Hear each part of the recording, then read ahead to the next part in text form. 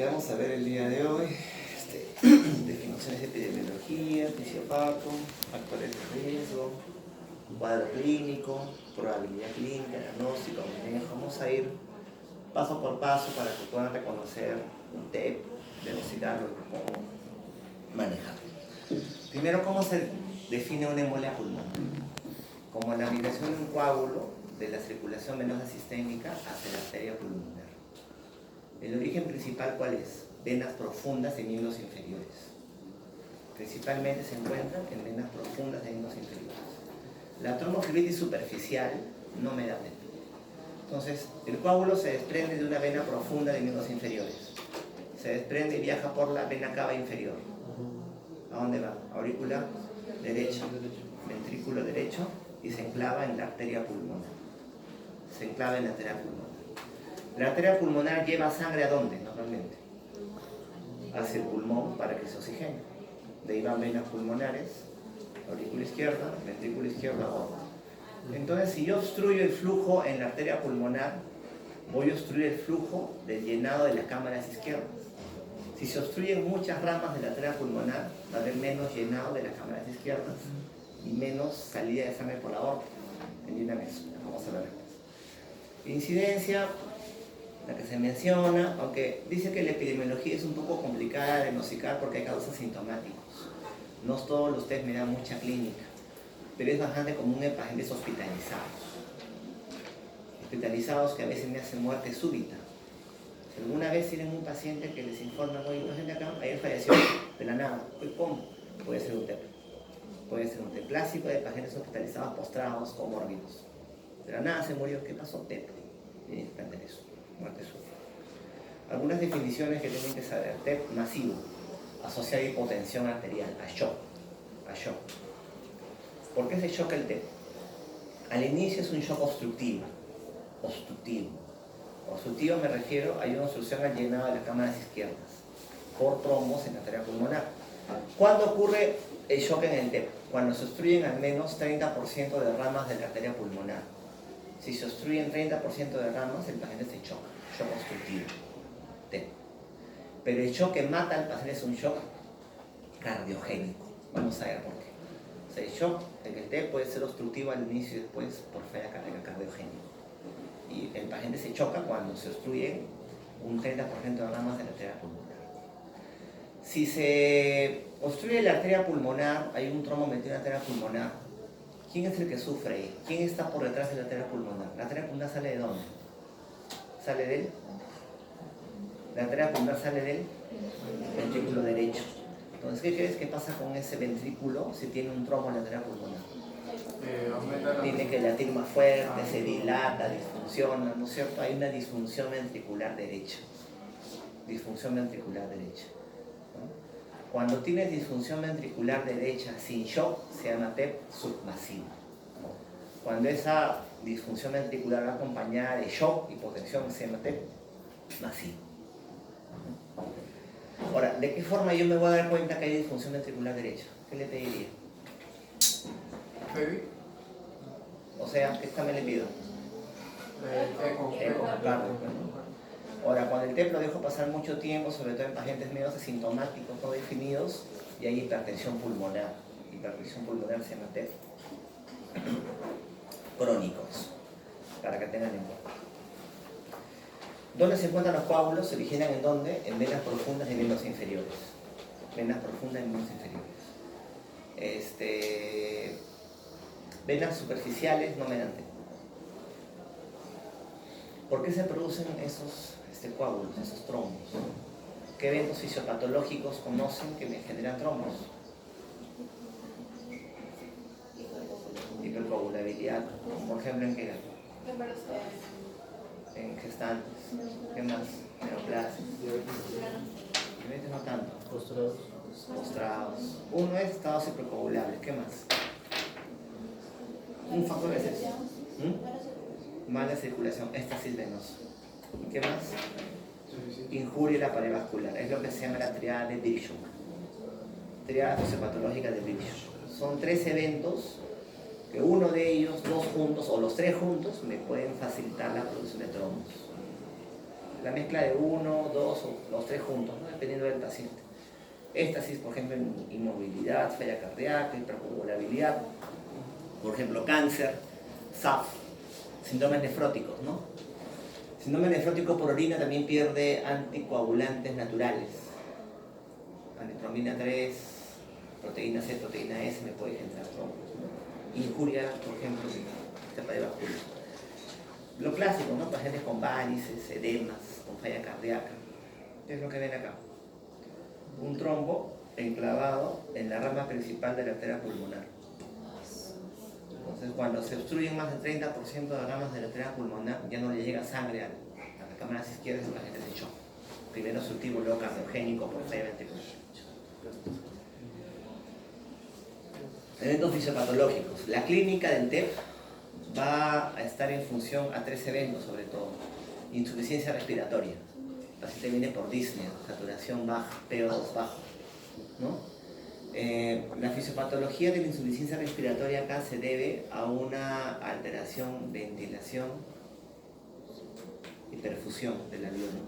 O sea, son alveolos que se ventilan bien, le llega buen oxígeno, pero no se irrigan. También va a haber alteraciones hemodinámicas en el TEP, y eso es producido ¿por qué? Por el coágulo enclavado en la arteria pulmonar. Entonces, ese coágulo enclavado en la arteria pulmonar, ¿a quién hace sufrir? Al ventrículo derecho. Eso aumenta su postcarga, o sea, la resistencia que vence es mucho mayor. Ese ventrículo se dilata. Como se dilata el ventrículo derecho, se dilata el anillo valvular derecho. Y ese anillo valvular tiene la válvula tricúspide, ¿no? Hay insuficiencia de esta válvula, aumenta la tensión de ese ventrículo, hay activación neurohumoral. Finalmente ese ventrículo entra en isquemia, en insuficiencia, baja el gasto cardíaco de ese ventrículo, y si baja el gasto de ese ventrículo se llenan menos las cámaras izquierdas, y finalmente el paciente entra en shock cardiogénico.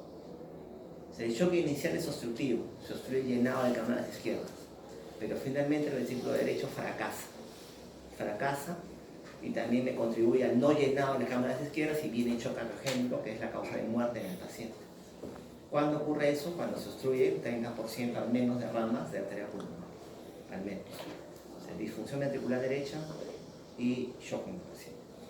Y por supuesto, si hay también coágulos enclavados en la arteria pulmonar, van a haber infartos pulmonares en el paciente. Es algo que puede ocurrir. Entonces ya saben por qué ocurren los coágulos, ¿no? ¿Por qué se forman los coágulos? Eventos fisiopatológicos ocurren. La pregunta es, ¿qué pacientes tienen riesgo de hacer TEP entonces? ¿En qué pacientes tú plantearías un diagnóstico de TEP? Cualquier paciente que viene con disnea, siempre tú tienes el contexto clínico de un paciente. ¿Cuál sería el contexto clínico en el cual se presentaría un TEP? ¿En qué tipo de pacientes? Postrados. Uno, ¿qué más? Con factores de riesgo. Por eso, factores de riesgo. ¿Pero qué factores? Neoplasias. ¿Qué más? Cirugía. ¿Qué tipo de cirugías previas? Por ejemplo, ¿cualquier cirugía? Una, por ejemplo, mano, una para la mano, por ejemplo, no es cierto. Más que cirugía cardíaca, cirugías abdominales mayores, cirugías de reemplazo articular de cadera, de rodilla, fractura de cadera, fractura de rodilla. O sea, tiene factores de riesgo de TEP. La idea no es que se aprendan los factores de riesgo de memoria. Y uno les va a preguntar, ¿no? ¿Cuántos off-radio tiene? No, sino que sepan que se presente en un paciente de riesgo. Los principales factores, ¿cuáles son? Fractura de cadera de rodilla, prótesis de cadera de rodilla, cirugías mayores, traumatismos mayores, lesiones de médula. Los mayores, off-radio, más de 10, o sea, tienen más de 10 veces más riesgo que un paciente que no tiene el factor de hacer TEP, ¿no? Otros factores, por ejemplo, ya me han dicho varios: quimioterapia, falla cardíaca, cáncer, anticonceptivos, embarazo, DCBs, reposo en cama más de 3 días, ¿no? Edad avanzada, obesidad, etc. O sea, la cosa es que sepan que TEP se presenta en un paciente de riesgo, ¿no? Ya saben, o sea, buscan en su pregunta de examen factor de riesgo. Claro, o sea, una pregunta de examen tipo caso clínico tiene 3 partes, ¿no es cierto? Eso ya lo saben ustedes. Primero, el contexto del paciente. ¿Qué es el contexto? ¿A quién te presentan? Abuelo, joven, mujer embarazada, hipertenso, diabético, ¿no? ¿Qué antecedente? Contexto. Luego del contexto que te presenta, por ejemplo, paciente, mujer, embarazada de tantos años. ¿Qué viene la pregunta? El cuadro clínico. Cuadro clínico. ¿Cuál es el cuadro clínico del TEP? Se pone paciente postrado que presenta disnea. ¿Pero qué disnea? Pues hace un mes de disnea. ¿Cuál es la palabra mágica? Súbita. Disnea súbita, van a pensar en dos cosas: neumotórax y TEP. Hay incluso un infarto, pero en esto TEP es neumotórax. Ahora, si les preguntan el cuadro clínico clásico, el del libro, ¿no? El que nunca ven, es disnea súbita, lo torácico pleurítico, lo torácico hemoptisis. El cuadro clásico. Pero basa con disnea. O sea, factor de riesgo, paciente postrado, postoperado con disnea súbita. ¿Ya está? ¿Qué más tienes? Bueno, dolor, tos, fiebre, hemoptisis, síncope, ¿no? Pueden también hacer síncope. El principal origen de los trombos, ¿cuál era? Venas profundas. Entonces, en un paciente postrado con disnea, por lógica, ¿qué busca el examen físico? ¿Examen físico? Edema en miembros, unilateral, dolor en pantorrilla, signo de HOMAX positivo. Ya. Sin embargo, mira, los signos de trombosis venosa profunda solo están presentes en menos de la cuarta parte de pacientes. ¿Qué es lo que manda el ecodoppler venoso? O sea, así un paciente con disnea súbita y factor de riesgo no tenga nada en las piernas, no descartas TEP. Puede ser TEP, manda el ecodoppler. Si tiene suerte, ya te manda la pierna hinchada, ¿no? Pero como nunca tienes suerte, eso no lo ves, o sea, tienes que pedir ecodoppler. Entonces ya tienes factores de riesgo, ya sabes en quién ocurre, ya sabes cómo se presenta. Ahora, ¿cómo saber si el cuadro clínico corresponde o no a un TEP? Tengo ese paciente gordito con varices que viene por disnea en la emergencia. Tengo contexto, tengo un cuadro clínico. O sea, ¿cómo estoy seguro que ese cuadro, eso no es un TEP? ¿Qué cosa hace? ¿Entienden? O sea, tengo contexto, tengo cuadro clínico. O sea, ¿qué tan seguro estoy que ese cuadro es un TEP o no? Porque esa disnea finalmente puede ser otra cosa, puede ser un infarto, puede ser otra cosa. Entonces tienen que saber que hay escalas clínicas que me dicen si el cuadro clínico corresponde o no. Tenemos la escala de Wells y la escala de Ginebra. Las escalas, ¿para qué se las presento? Para que se las aprendan. Así yo voy a preguntarles, digo, ¿usted cuántos puntos tiene hemoptisis en la escala de Wells? No, pues las escalas se las presento para que las conozcan, para que sepan que existen. Ya saben que existe la escala. Existe Wells y existe Ginebra. Muy bien. Ahora, cuando tengas un paciente con sospecha de TEP, saca tu celular y calcula la escala de Wells. Claro, pues las escalas no son para que te las memorices, son para que sepan que existen. Sabes que existe. Lo que me interesa es que sepas aplicar la aplicación, el resultado, cómo lo interpreto. Para eso sirve. En sospecha de TEP, aplico el score de Wells y el score de Ginebra. ¿Qué me da el score de Wells y o Ginebra? La probabilidad clínica, según los puntos. ¿Qué tan probable es que el cuadro sea o no sea un TEP? Mira, hay puntuación de 3 niveles, que es la que usamos, bajo, intermedio o alto, o de 2 niveles, probable e improbable. O sea, me dicen, ese gordito con varices con disnea tiene probabilidad baja, probabilidad intermedia, probabilidad alta, o probable e improbable. Tanto Wells como Ginebra. Ambas esas. Me hablan qué tan probable es que el cuadro sea o no sea un TEP. ¿Para qué? Para ver qué le voy a pedir a la paciente. O sea, ya saben en quién se presenta, saben la clínica y saben qué tan probable es que su cuadro sea o no sea. Entonces, estas reglas de predicción clínica o el Ginebra me dan puntos, ¿no? Y me dicen qué tan probable es que el cuadro sea o no sea un TEP. Dice, ambas escalas indican la probabilidad que el cuadro clínico corresponda a un TEP. Es lo que quiero que sepan, para ver qué examen voy a solicitar. Muy bien, ahora, exámenes auxiliares. ¿Qué exámenes auxiliares le pedirían un contexto de un TEP? Eso es lo más básico. El cuadro clínico, ¿cuál era? Disnea, globo torácico. Aparte de, en un paciente que viene en emergencia por disnea, globo torácico, aparte de pensar en TEP, ¿en qué otra cosa pensarías? El infarto. ¿Qué le pedirías? Electro. Está, muy bien. Ya, ¿cuál es la alteración más común en un TEP en el electro? O sea, le encuentras TEP, no sé, a veces electro así. TEP,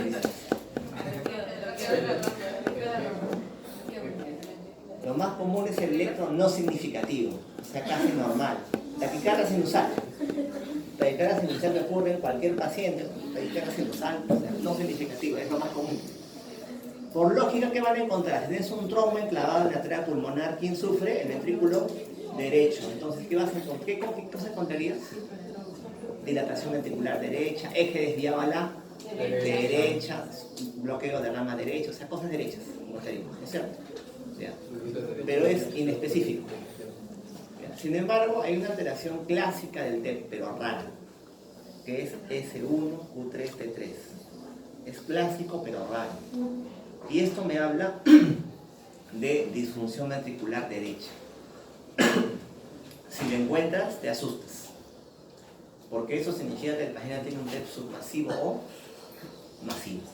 Se encuentra en menos de 20%, 15% de los pacientes, ¿no? Los porcentajes son algo, eso va a ir de acuerdo, digamos, a lo que tú leas. Entonces, S1, Q3 y T3. ¿Qué tenemos acá? Acá tenemos de 1, acá tenemos de 2, acá tenemos de 3. S1, una S ancha y profunda en B1. B1, miren, una S ancha y profunda. Acuérdense que la primera onda hacia abajo es la 1, ¿cierto? La única hacia arriba es la R, la segunda hacia abajo es la S. Una S ancha y profunda en B1.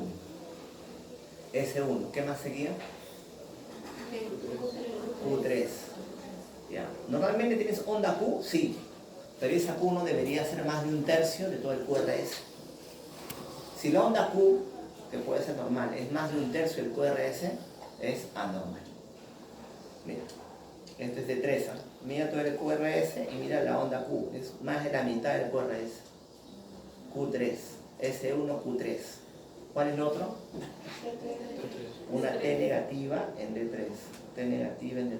S1, Q3, T3.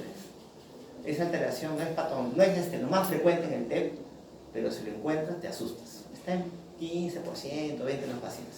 Doctor, ¿cuál es la S1? Esta es S ancha en D1. Q3, T3. Me habla de disfunción ventricular derecha. Ahí tú te asustas. Si lo encuentras te asustas porque es un paciente con TEP masivo o submasivo. Este electro lo saqué de una paciente, una abuelita con fractura de cadera que llegó a emergencia, ¿no? Con TEP. Acá tenemos otro.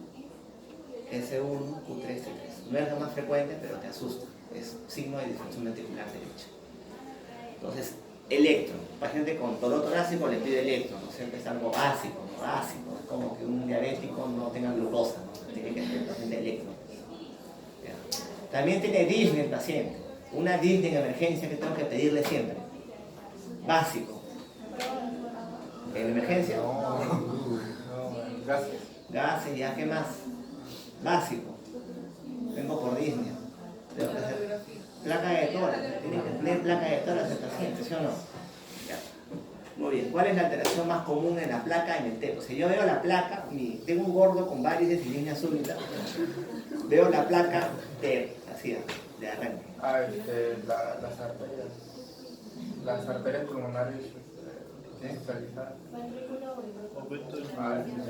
La placa no significativa, casi normal. ¿Ustedes me creerían que esta placa corresponde a un paciente que en satura 80% y viene por disnea? No, no. Ustedes piensan que tienen un infiltrado maldito ahí. La cosa es que la placa, la mayoría de veces va a ser anormal, pero tiene anormalidades no significativas. O sea, aterrizacias laminares, algunas opacidades, una infusión pleural leve, cositas que no justifican. O sea, ves al paciente cianótico, respiratoria 30 por minuto, saturación baja y una placa que no me señala casi nada. Es la placa no significativa, casi normal. Sin embargo, tienes que saber buscar. Porque también depende de lo que leas, los porcentajes pueden variar. De 10 a 20% de pacientes pueden tener algunas anormalidades. Por ejemplo, tenemos el signo de Westermann, que es el de acá, que es la oligoemia pulmonar, del pulmón oligoémico, oligoemia pulmonar. Oligoemia, poco irrigado. Recuerda que la rama pulmonar lo van los vasos sanguíneos, ¿no? Si no hay irrigación, el pulmón se ve radiolúcido. ¿Cuál pulmón ven más radiolúcido, más negro? ¿El izquierdo o el derecho? ¿Por qué el derecho? Porque tienes un trombazo acá que impide que los vasos sanguíneos se ve, oligomias pulmonar, signo de Western. Obviamente al inicio pasa desapercibido. Estás en emergencia apurado, placa, normal, no pasa nada. Ya cuando sabes que esté, ahí sí, no te luces, no, mira, típico, no signo de Western, no, cómo se ve acá el pulmón, no se irriga, no te das cuenta. ¿Qué más tenemos? Signo de Flesching. Signo de Flesching corresponde a un engrosamiento de las arterias pulmonares, engrosamiento de las arterias pulmonares. Y la joroba de Hampton, es la que se menciona acá, acá también se ve, y acá también se ve, son opacidades en bases. Opacidades en bases como pirámides, como triángulos en bases. Son signos de infartos pulmonares. ¿No? Son alteraciones que pocas veces tú las vas a encontrar. Entonces, factores de riesgo, de súbito, una placa que no me justifica lo que es el cuadro de este paciente. Como dijeron bien, también tengo gases arteriales, hipoxemia, hipocapnia, gradiente anular arterial incremental. Un examen que siempre me hablan de, en caso de TEP, es el dímero D. El dímero D es un producto de degradación de la fibrinolisis. Es altamente sensible, muy sensible. Quiere decir que todos los TEP me lo dan, pero poco específico. También se ve elevado en otras patologías. ¿Qué otras patologías? Prácticamente cualquier patología de medicina interna, ¿no? Mira, enfermedad arterial, venosa periférica, CID, preeclampsia y clases gestantes, falla cardíaca, sepsis, trauma, anemia, neoplasias, falla hepática, cualquier patología en medicina interna me lo da positivo. Que lo pide el dímero D sin cuadro clínico no tiene sentido. ¿Sale positivo? Me dice que sí, puede ser. También puede ser otra cosa. Pero si no sale el dímero D positivo, está ausente el dímero D, ahí prácticamente me descarta el TEP. Tiene una alta sensibilidad, pero especificidad baja, ¿no? Por eso dicen que tiene un alto valor predictivo negativo. Quiere decir que si el dímero D está ausente, prácticamente me descarta la enfermedad. Las troponinas. Como les dije, si hay isquemia del ventrículo derecho, injuria miocárdica, obviamente van a verse elevadas. Me hablan de disfunción ventricular derecha, isquemia derecha. Pero esa elevación sube y cae rápido, cae a las 40 horas. No es como en el Zika que cae a los 14 días. Es algo que también pueden pedir. Sobre todo para el compromiso del ventrículo derecho. Si les preguntan ustedes cuál es el gold estándar, es un poco complicado responder eso. Lo que más se pide ahora, ¿qué cosa es? El angiotem, angiotomografía. Es un método no invasivo, muy sensible, muy específico. Con contraste, ¿no? Le pones un contraste venoso, pintas un ratito y miren, sin que sepas mucho, le sacar las arterias pulmonares con trombos metidos adentro. Ya está, TEMS. Muy sensible, muy específico, poco invasivo. Si está normal la angiotem, prácticamente excluyete. Es lo que más se pide actualmente. Un examen que pedían hace mucho tiempo era la gamografía de Cook. Los maestros antiguos se van a decir, sí, hijo, yo pedía la gamografía, es lo mejor.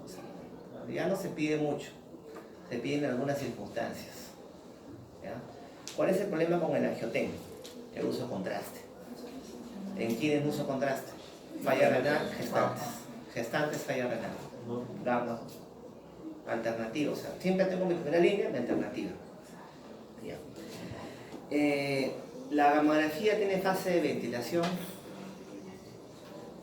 y de perfusión. En un TEP, si tienes un coágulo metido en la arteria pulmonar, ¿qué fase creen que se debe alterar? ¿La fase de ventilación o de perfusión? Por lógica, la de perfusión. Entonces, mira, acá es fase de ventilación, el pulmón se pinta bonito. Y sin que sepas mucho de esto, fase de perfusión, evidentemente acá hay dos o más áreas que no perfunden, ¿no? Dos o más áreas que no perfunden. O sea, las lesiones van a estar en fase de perfusión, es lo que tú buscas. Es una alternativa en pacientes que no pueden usar contraste. Si les preguntan así por el gol estándar histórico, es si es la arteriografía pulmonar, angiografía o arteriografía pulmonar. Es el gol estándar histórico. Es lo más sensible y no lo más específico. Pero el problema es que es invasivo. El catéter se mete por la vena, la vena femoral, se va por la vena cava, se va por la aurícula, se va por el ventrículo, llega a la arteria pulmonar. Mira, este es el catéter. Llega a la arteria pulmonar y acá suelta contraste. ¡Pum! Se libera contraste y me pinta, ¿no? Los trombitos y lo demás. El problema es que es muy invasivo. Es el gol estándar histórico. Tú lo pides cuando tienes duda diagnóstica. El angiotenga a veces no es concluyente, pucha, no sería. Yo le solicito eso. ¿Por qué no se puede saber actualmente cuál es mejor? O angiotenga o angiografía. Porque lo ponen como gol estándar histórico.